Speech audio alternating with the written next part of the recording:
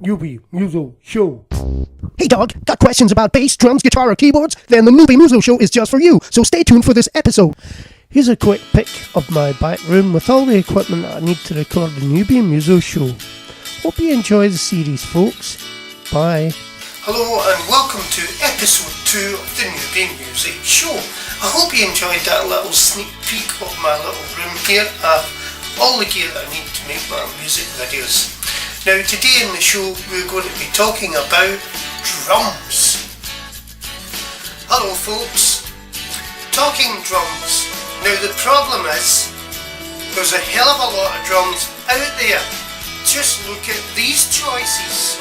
Apex, Midwich, Sonar, DW, Slingerland, Gretsch, Tama, Yamaha, Premier, Natal and Pearl. Now, at this point, you're probably scratching your head in total confusion, but don't worry, I have a solution.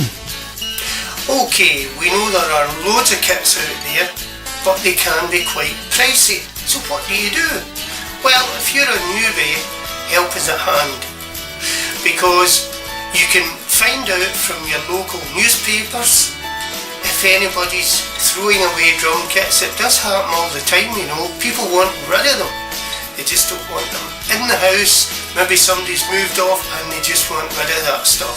So have a check at the local newspapers for freebies and you might be surprised at what you find.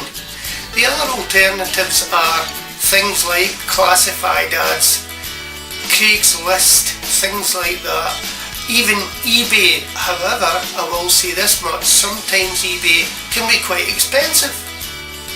So then you've got to have a look at the second-hand shops because they get musical instruments in.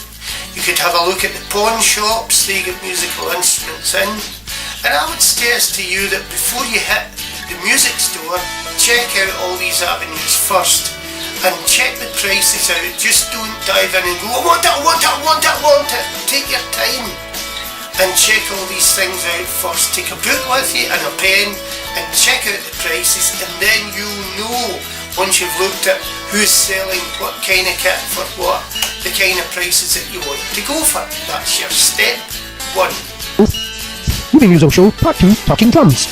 Hello folks and welcome back to Part 2 of Talking Drums, Episode 2 of the Newbie Muso Show on YouTube every week, on Twitter, Facebook, Instagram and Snapchat. So drop me a line in any of these social media platforms. If you like the show, please remember to comment, like, subscribe and share it, and I would be most appreciative. And if you know anybody else who needs to know information about how to buy instruments, what instruments to buy, what to play, and all the big questions that a new musician needs to ask, please refer them to my show. Thank you. Okay, I'm back and we're talking drums. We looked at the places where you can buy drums, we looked at the type of big companies that sell drums, and now we're going to look at cheap kits versus electronic drums, and that might be more to your advantage. Let's see. Okay, let's start with the advantage of buying an electronic kit as opposed to an acoustic kit. Number 1, electronic kits don't take up a lot of space. They're easy to pack away into their big long bag.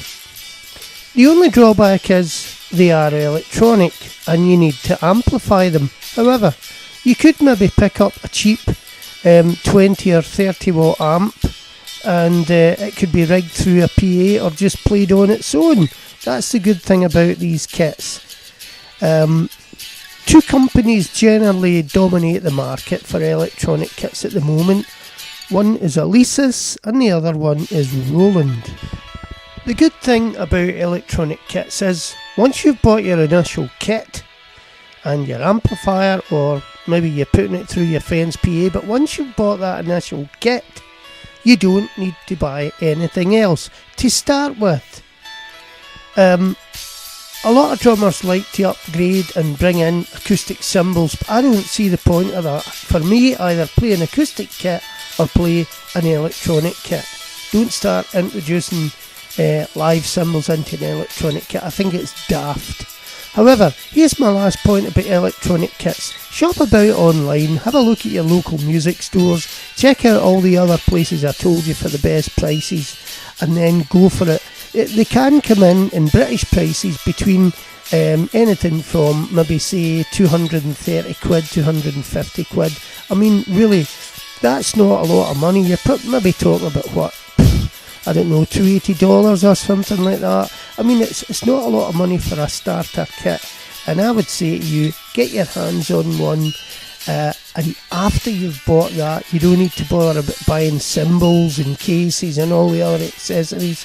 All you need is your sticks, really, and some brushes, but we'll look at that later, okay? Well, folks, that's us come to the last part of episode 2 of the Newbie Muso Show.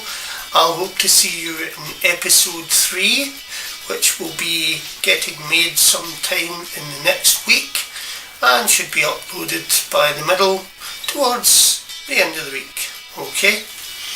Now, we looked at electronic drum kits. Now, I'm not a tech guy. I'm actually a drummer. That's what I started off when I was a young man, as a drummer. Then I went on to keyboards and various other instruments, did a bit of composing, singer-songwriting stuff, and now I'm a composer here, as you can see by the keyboards in here. But I'm also an intermediate guitar player, and I play a bit of tin whistle as well, and percussion. But that's by the by. The point is, if you want to get into the real guts of electronic kits and how they're made and all that kind of stuff, then there are quite a few videos on YouTube. There's one young dude who's a very good drummer, and he's showing you how the drums are made and the pads and the pressure things underneath them and all the rest of it. I would suggest to you that you check out these things before you go and buy an electronic kit, because you don't want to be buying a kit and then find out that a couple of months down the line the pad is duff and there's no velocity or sensitivity on the rubber pad. So check these out first, and do remember, online at Gear for Music, Amazon.com, Sweetwater, Harmony Central and a ton of other companies online, they'll sell these kits too, and you might get a really, really good price. So please tune in to episode 3, and we'll be looking at acoustic drums.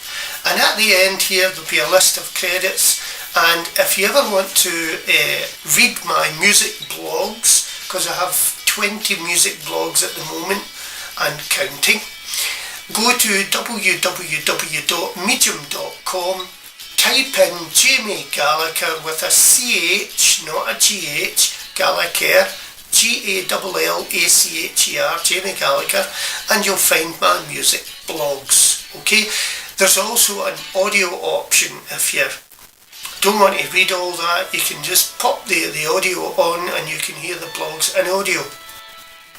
And they'll be covering everything from what kind of drum kits to buy, guitar pedals, guitars, all sorts of stuff. And I'll see you next time in episode 3. So, if you've lasted this long, thank you very much for watching the show. Please remember to comment, like, share and subscribe. And I'll keep you informed of what I'm up to next. Okay, thanks again. Bye. Before we go, folks, a big thanks and a shout out to bensounds.com for free music, for Pixels, free images, and Unsplash for pictures and images. And so see you again, folks, and thanks for watching. Bye.